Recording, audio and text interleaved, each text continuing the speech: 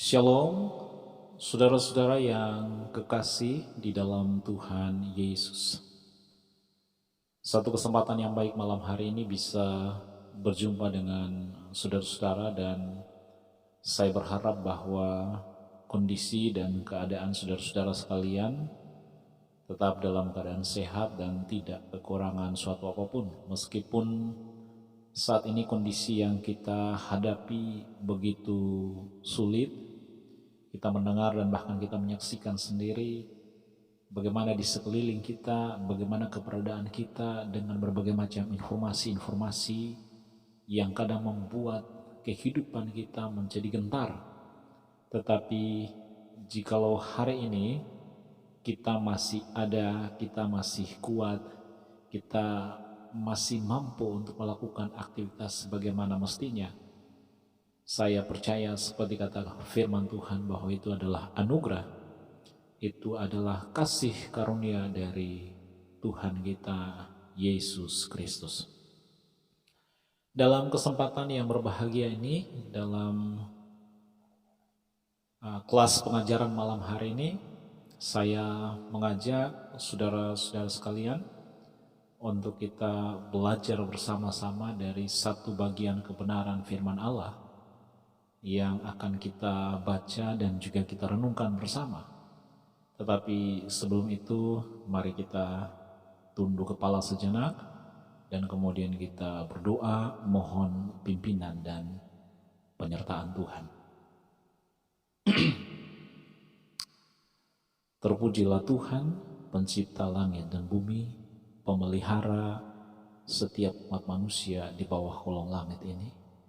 Kami bersyukur karena perbuatan-perbuatan tangan-Mu yang ajaib. Kesempatan malam hari ini kami mau belajar dari firman-Mu.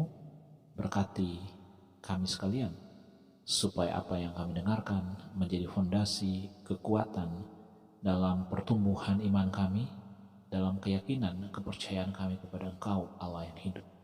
Di dalam nama Tuhan Yesus Juru Selamat kami berdoa, mengucap syukur, haleluya, amin. Saudara-saudara, kesempatan malam hari ini saya mengajak kita untuk kita bersama belajar dari satu bagian firman Allah yang mungkin tidak asing bagi kita. Di dalam Mazmur pasal yang ke-23 ayat 1 sampai dengan ayatnya yang ke-6, saya akan baca untuk kita sekalian. Bapak Ibu boleh perhatikan bagian Alkitab Bapak Ibu dan boleh ikuti dengan saksama. Saya akan baca untuk kita sekalian. Mazmur Daud. Tuhan adalah gembalaku, takkan kekurangan aku. Ia membaringkan aku di padang yang berumput hijau. Ia membimbing aku ke air yang tenang. Ia menyegarkan jiwaku. Ia menuntun aku di jalan yang benar oleh karena namanya. Sekalipun aku berjalan dalam lembah kekelaman, aku tidak takut bahaya, sebab Engkau besertaku. Gadamu dan tongkatmu itulah yang menghibur aku. Engkau menyediakan hidangan bagiku di hadapan lawanku. Engkau mengurapi kepalaku dengan minyak, pialaku penuh melimpah. Kebajikan dan kemurahan belaka akan mengikuti aku seumur hidupku. Dan aku akan diam dalam rumah Tuhan sepanjang masa. Demikian jauh kebenaran firman Tuhan yang sudah kita baca, dan sebagaimana kata firman Tuhan, berbahagialah setiap orang yang tidak saja mendengarkan firman Tuhan, tetapi yang memelihara dan kemudian melakukannya dalam kehidupan hari lepas hari. Saudara-saudara yang kekasih, bagian bacaan firman Tuhan di malam hari ini, sebagaimana tema yang diberikan oleh Lembaga Alkitab Indonesia, Tuhan Gembala yang baik. Saudara-saudara, ini adalah mazmur dari Daud.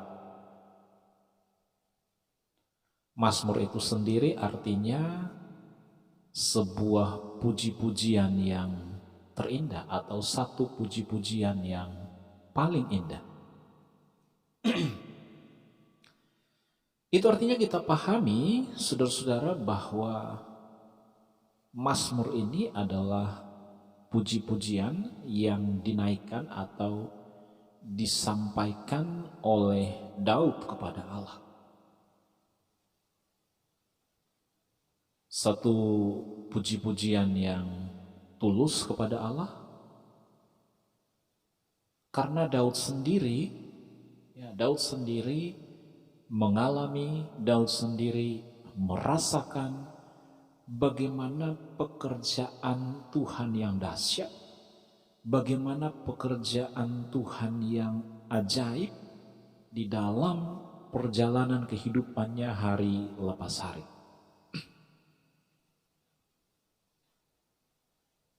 Kalau kita perhatikan secara teliti, saudara-saudara, di dalam ayat yang pertama, dalam bagian bacaan tadi, pujian ini diawali atau dimulai dengan sebuah pengakuan dari dalam hati. Sebuah pengakuan dari dalam hati bahwa Tuhan adalah gembalaku. Artinya Daud mengakui bahwa tidak ada pemimpin tertinggi dalam kehidupannya. Tidak ada pembimbing terbaik dalam kehidupannya. Tidak ada pelindung terbaik. Tidak ada pemelihara terbaik dalam kehidupannya. Hanyalah Tuhan pencipta langit dan bumi.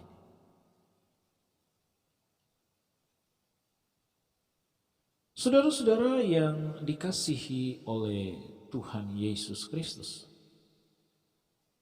Di dalam ayat 1 ini, saudara-saudara, kalau kita perhatikan, itu mengandung sebuah penegasan bahwa hanya ada Tuhan, tidak ada yang lain.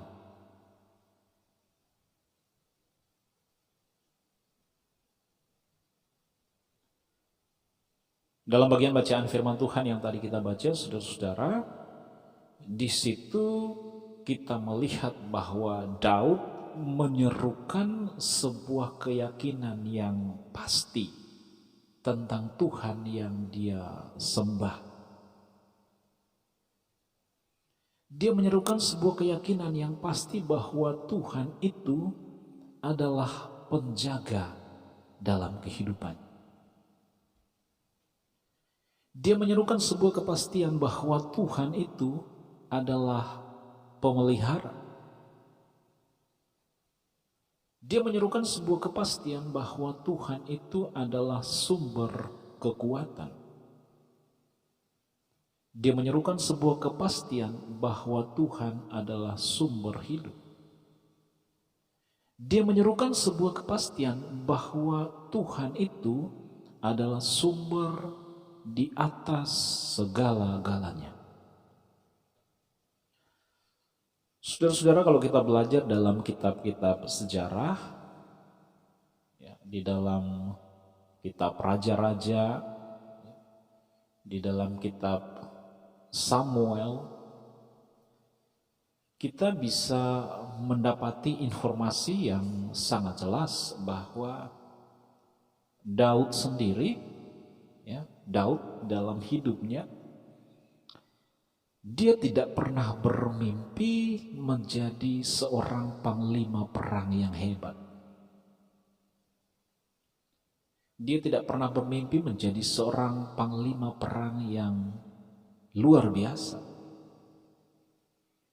Karena dia tidak mahir untuk bermain pedang. Dia juga tidak terlatih untuk berperang dengan baik. Satu-satunya keahlian dia adalah bermain umban.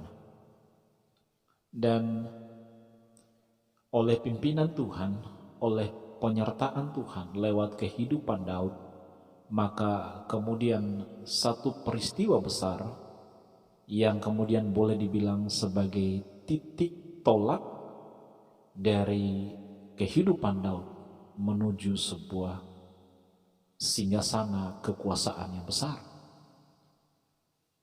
Ketika orang-orang Israel dalam situasi terjepit, ketakutan menghadapi tentara orang Filistin,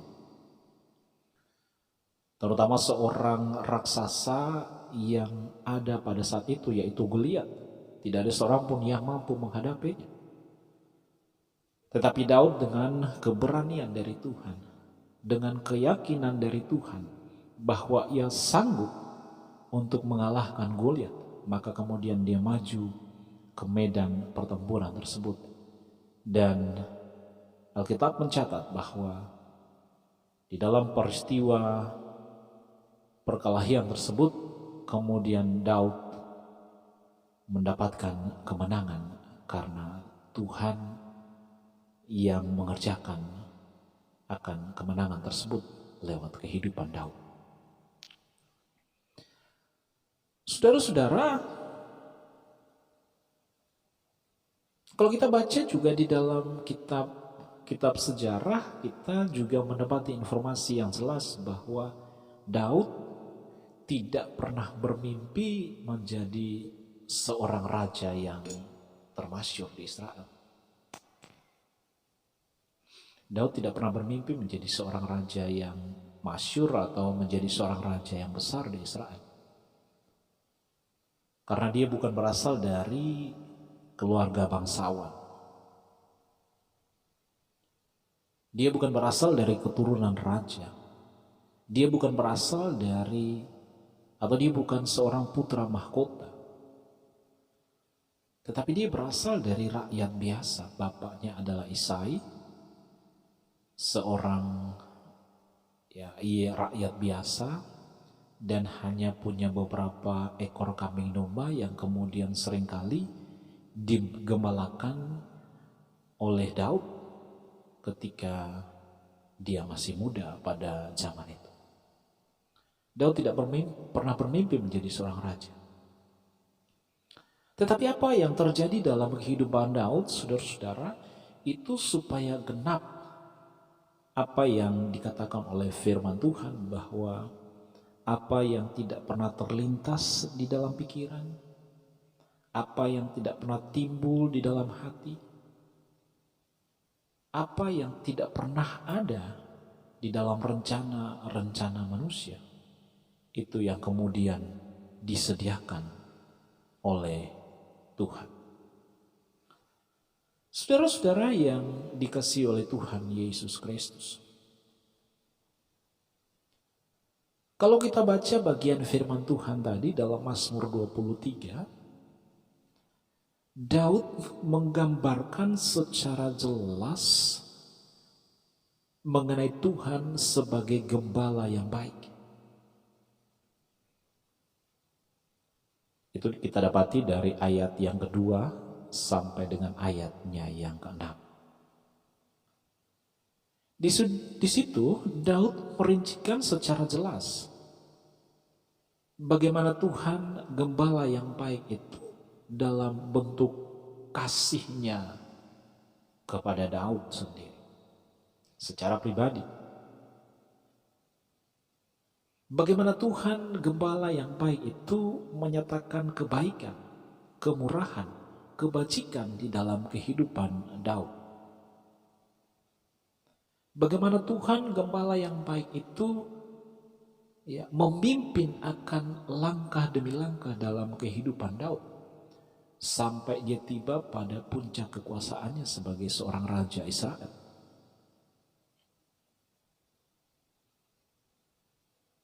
Daud menggambarkan atau menjelaskan secara rinci kepada kita tentang Tuhan gembala yang baik itu di dalam pemeliharaannya atas kehidupannya.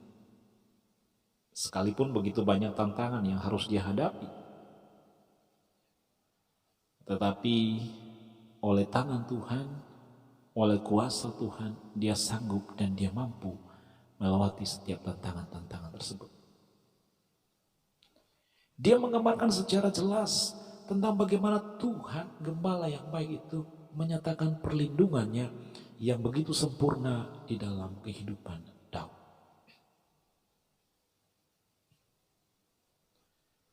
Apa yang dikerjakan Tuhan dalam kehidupan Daud itu begitu ajaib. Apa yang dikerjakan Tuhan dalam kehidupan Daud begitu sempurna. Sehingga kalau kita teliti secara mendalam, saudara-saudara, kita mendapati bahwa tidak ada satu bagian pun dari kehidupan Daud yang tidak diperhatikan secara serius oleh Tuhan.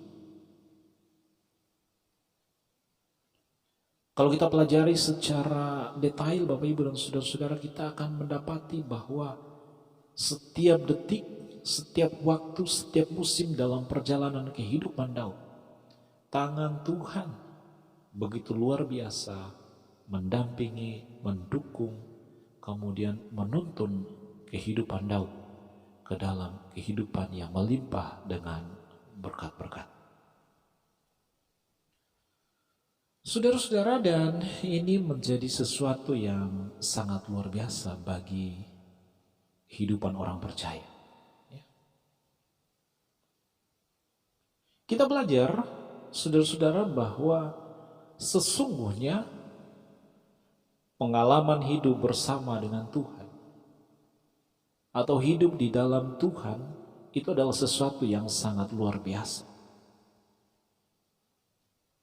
Karena firman Tuhan berkata bahwa mereka yang hidup di dalam Tuhan atau mereka yang hidup bersama-sama dengan Tuhan itu akan melihat perkara-perkara ajaib yang akan Tuhan kerjakan di dalam kehidupan mereka dan juga melalui kehidupan mereka bagi orang lain. Orang yang hidup di dalam Tuhan akan melihat keperkasaan perbuatan-perbuatan tangan Tuhan. Kehebatan kerja kuasa di dalam kehidupannya secara pribadi yang kemudian juga dapat ia bagikan kepada orang lain. Saudara-saudara yang kekasih, saya sangat-sangat percaya bahwa apa yang dialami oleh Daud juga terjadi atas kehidupan kita. Jika kemudian ada orang yang berkata bahwa saya hidup bukan karena Tuhan, tetapi karena usaha saya hidup bukan karena Tuhan, tetapi karena kerja keras saya hidup bukan karena Tuhan, tetapi oleh karena kekuatan saya, kemampuan saya, maka itu adalah sebuah kebohongan besar. Karena firman Tuhan berkata demikian, siapakah yang mampu menambah sehasta saja di dalam perjalanan hidupnya? Siapa yang mampu menambah sedetik dalam perjalanan kehidupan? Siapa yang mampu menambah 1 menit atau 1 jam, 1 hari, 1 minggu, 1 bulan, atau bahkan 1 tahun di dalam perjalanan kehidupannya, jikalau bukan itu datangnya dari Tuhan, sumber segala kebaikan? Saudara-saudara yang kekasih di dalam Tuhan Yesus Kristus, pengalaman yang dicatat oleh Daud menjadi bagian pengajaran penting bagi kita agar kita sebagai orang percaya dewasa ini, kita ingat dengan benar, kita sadar dengan sungguh-sungguh bahwa tangan Tuhan, tangan Sang Gembala yang agung itu tidak pernah membiarkan kita untuk kita berjalan sendiri.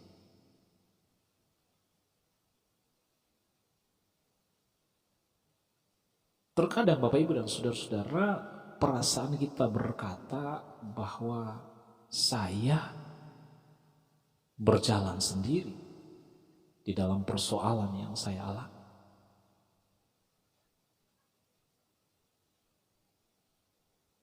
Terkadang perasaan kita berkata bahwa kesedihan ini hanya milik saya sendiri.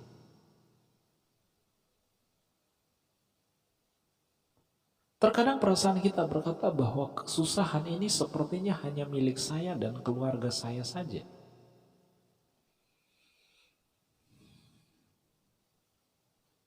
Terkadang perasaan kita berkata bahwa problema ini hanya milik saya, hanya milik keluarga saya saja. Terkadang perasaan kita berkata bahwa masalah yang sekarang saya hadapi itu seolah-olah hanya saya sendiri yang tahu, tidak ada yang tahu. Itu perasaan kita yang berkata dengan demikian.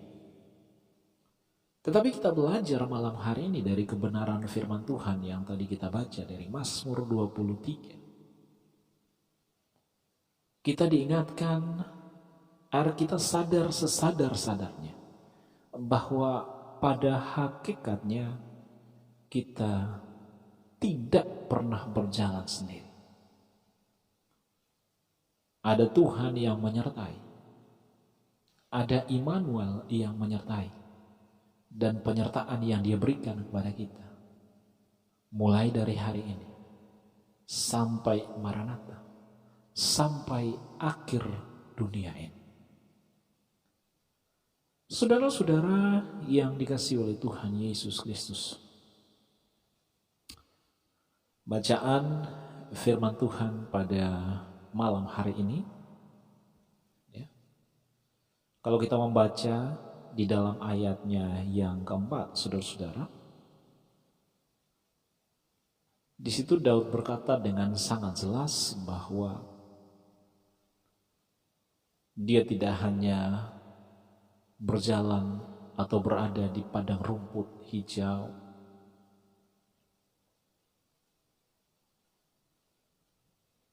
di situ Daud mengaku bahwa dia tidak hanya berada di air yang tenang.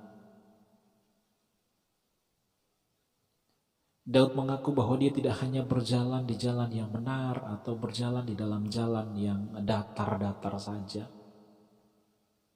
Sebuah gambaran kehidupan yang penuh dengan kegelimangan. Sebuah gambar kehidupan yang penuh dengan kebaikan.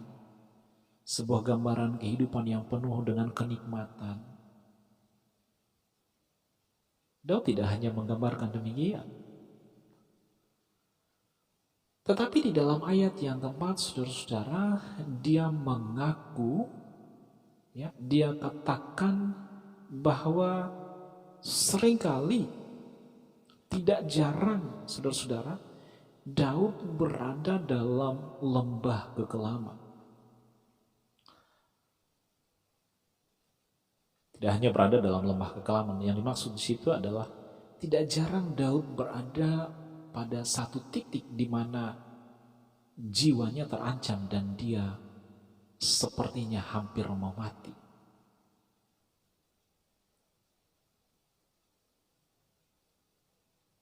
Daud tidak hanya pada titik atau dalam keadaan yang baik-baik saja, tetapi dia berada pada titik di mana dia harus mengalami penderitaan yang hebat. Menjadi seorang raja yang besar, tetapi dia tidak pernah menikmati kedudukannya sebagai seorang raja. Karena dia diburu oleh Saul, ya, dari satu tempat ke tempat yang lain, dia sangat dibenci oleh Saul. Dan Saul tidak saja berkeinginan untuk mengajar dia, tetapi dia punya keinginan yang kuat. Jikalau dia mendapati Daud, dia ingin membunuh Daud.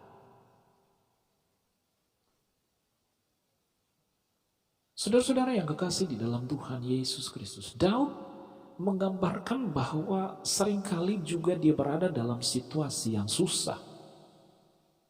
Dia berada dalam satu situasi yang sulit.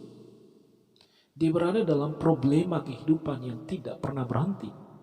Berhadapan dengan tantangan yang dari luar, tantangan yang datang dari dalam, dari keluarganya sendiri. Dia harus mengalami kesedihan-kesedihan yang amat sangat. Dia mengalami air mata. Dan semua ini saudara-saudara dia harus hadapi. Tetapi saudara-saudara yang dikasihi oleh Tuhan Yesus Kristus, di dalam ayatnya yang keempat juga dia katakan bahwa sekalipun aku berada atau berjalan dalam lembah kekelaman, aku tidak pernah takut bahaya. Mengapa? Karena Tuhan bersama-sama dengan aku. Gadamu, tongkatmu, kekuatan dari Tuhan, itulah yang menghibur akan kehidupan Daud. Itulah yang dapat menghibur kita sebagai orang-orang percaya. Saudara-saudara, Daud katakan bahwa di dalam Tuhan ada kekuatan. Dia katakan bahwa di dalam Tuhan ada sukacita. Di dalam Tuhan ada perlindungan. Di dalam Tuhan ada penghiburan. Dan penghiburan yang diberikan oleh Tuhan itulah yang disebut dengan penghiburan yang sejati. Penghiburan yang sejati. Itu di dalam ayat yang ke-6 berkata.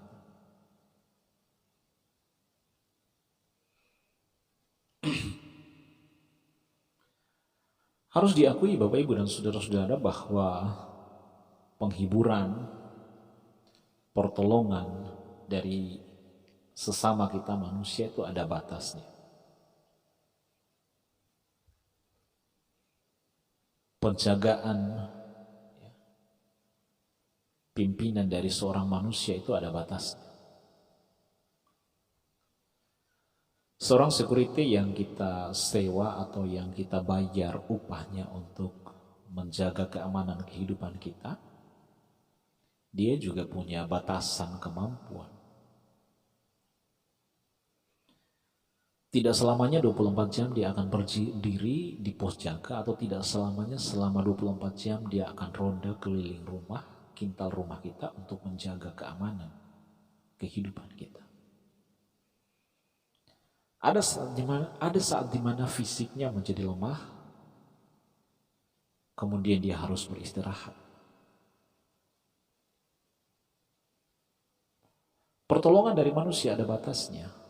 1 kali, 2 kali, 3 kali masih oke. Tetapi setelah itu, mungkin dia akan menyerah.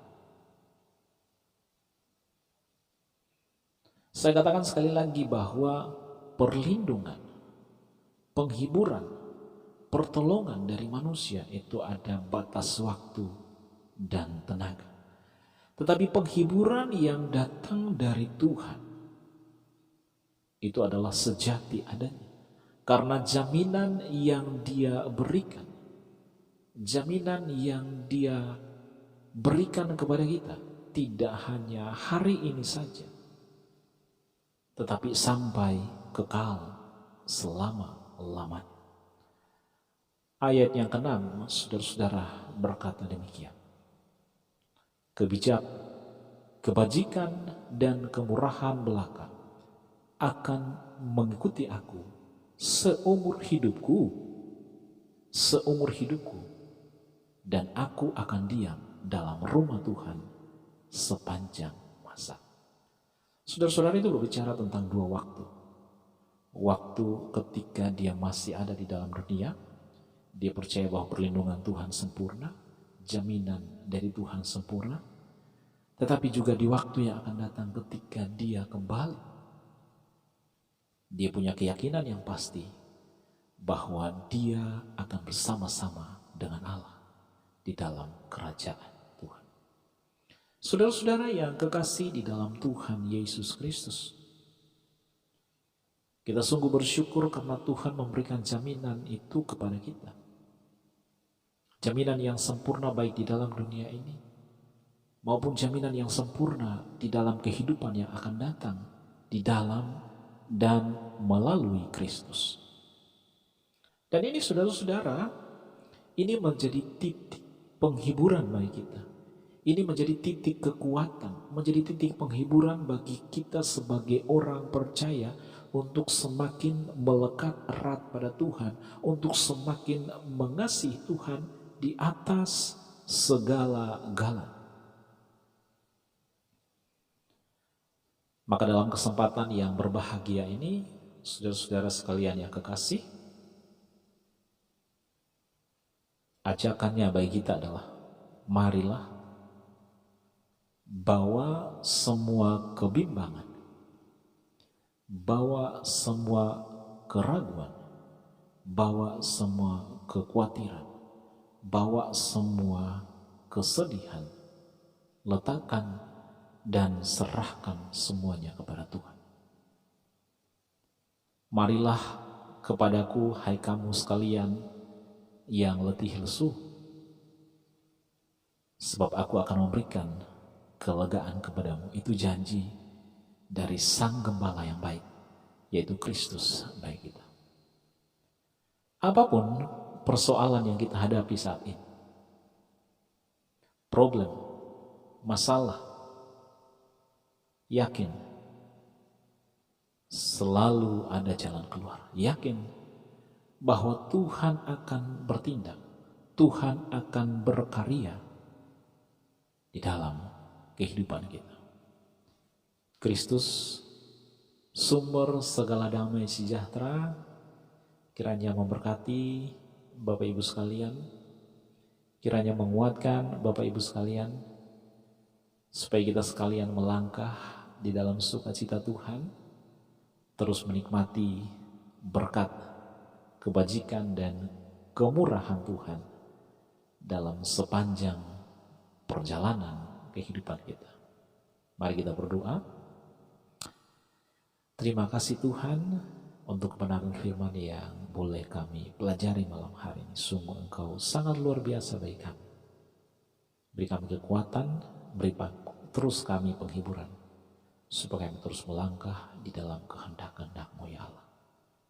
Berkati kami sekalian, sebab hanya Engkaulah sumber kekuatan, hanya Engkaulah sumber segala-galanya.